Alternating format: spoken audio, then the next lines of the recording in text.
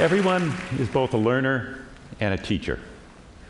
This is me being inspired by my first tutor, my mom. And this is me teaching Introduction to Artificial Intelligence to 200 students at Stanford University. Now, the students and I enjoyed the class, but it occurred to me that while the subject matter of the class is advanced and modern, the teaching technology isn't. In fact, I use basically the same technology as this 14th century classroom. Note the textbook, the sage on the stage, and the sleeping guy in the back. Just like today. So my co-teacher, Sebastian Thrun, and I thought there must be a better way.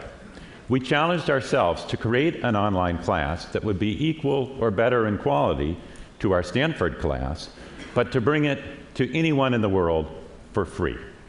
We announced the class on July 29th, and within 2 weeks, 50,000 people had signed up for it.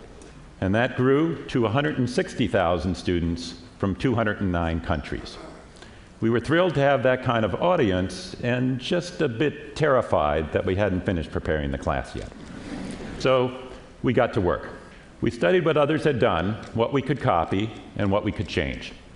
Benjamin Bloom had showed that one-on-one tutoring works best. So that's what we tried to emulate, like with me and my mom, even though we knew it would be one on thousands.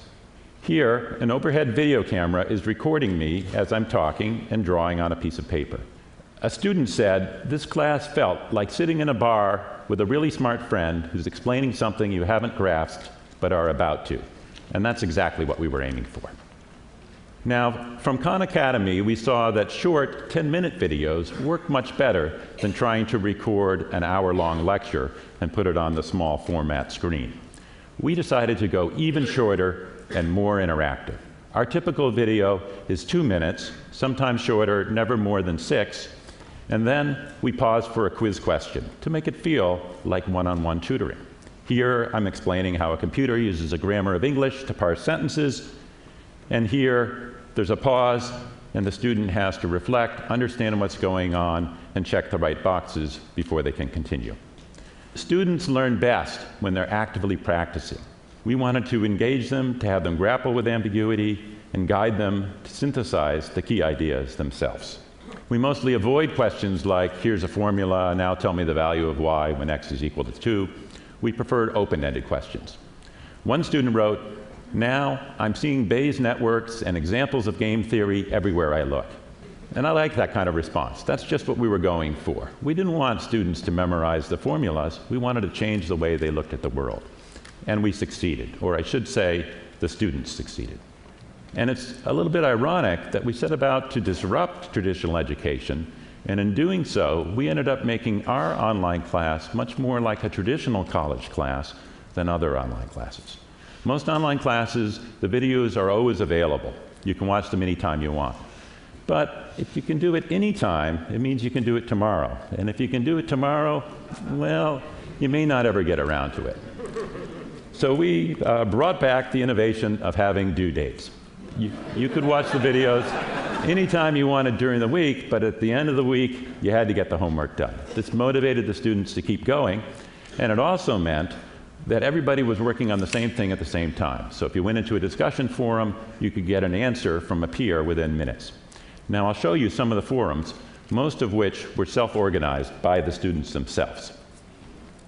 From Daphne Kohler and Andrew Ng, we learned the concept of flipping the classroom. Students watch the videos on their own, and then they come together to discuss them. From Eric Mazur, I learned about peer instruction, that peers can be the best teachers because they're the ones that remember what it's like to not understand. Sebastian and I have forgotten some of that. Of course, we couldn't have a classroom discussion with tens of thousands of students, so we encouraged and nurtured these online forums. And finally, from Teach from America, I learned that a class is not primarily about information. More important is motivation and determination. It was crucial that the students see that we're working hard for them and they're all supporting each other.